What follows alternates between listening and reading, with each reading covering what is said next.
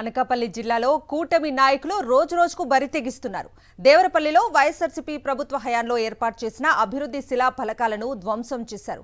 చంద్రబాబు ఎటువంటి అభివృద్ధి చేయకపోగా వైఎస్ జగన్ హయాంలో జరిగిన అభివృద్ధిని చూసి ఓర్వలేకే ఇలాంటి దుశ్చర్యలకు పాల్పడుతున్నారని వైఎస్ఆర్సీపీ నేతలు మండిపడుతున్నారు. శిలా ఫలకాన్ని ధ్వంసం చేసిన వారిని వెంటనే అరెస్ట్ చేసి కఠినంగా శిక్షించాలని డిమాండ్ చేస్తున్నారు.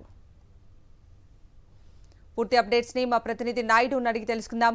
నాయుడు, కవిత, కూటమి ప్రభుత్వం అధికారంలోకి వచ్చిన తర్వాత రోజు రోజుకి అరాచకాలు పెరిగిపోతున్నాయి. కూటమి ప్రభుత్వం అధికారంలోకి వచ్చిన తర్వాత ఎటువంటి అభివృద్ధి చేయకపోగా వైఎస్ఆర్సీపీ ప్రభుత్వ హయాంలో అభివృద్ధి చేసి ఏర్పాటు చేసిన శిలాఫలకాలను ధ్వంసం చేస్తున్నారు. అనకాపల్లి జిల్లా మాడుగుల నియోజకవర్గం దేవరపల్లి చిన్ననందేపల్లి నుంచి 2.5 కోట్ల రూపాయలతో రోడ్డుని నిర్మించారు. ఆ రోడ్డును అప్పటి ఉప ముఖ్యమంత్రి బూడి ముత్యాలనాయుడు ఆ రోడ్డుని ప్రారంభించారు. అయితే దీన్ని చూసి ఓర్వలేక అధికారంలోకి వచ్చిన కూటమి నేతలు అక్కడ ఏర్పాటు చేసిన అభివృద్ధి శిలాఫలకాన్ని ధ్వంసం చేశారు. ధ్వంసం చేసిన శిలాఫలకాన్ని వైఎస్ఆర్సీపీ నేతలు సందర్శించారు. ఎవరైతే ఈ శిలాఫలకాన్ని ధ్వంసం చేశారో వారి మీద కఠినమైన చర్యలు తీసుకోవాలని డిమాండ్ చేస్తున్నారు.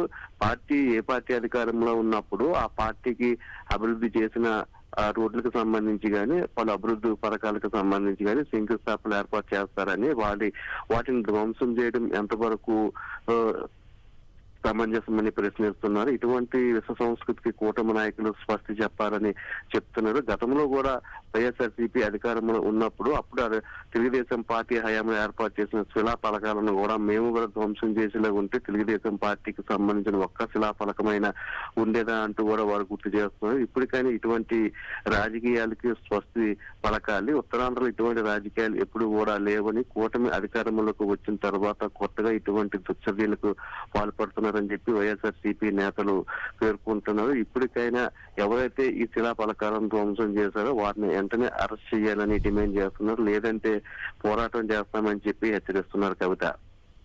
Right Naidu, thank you.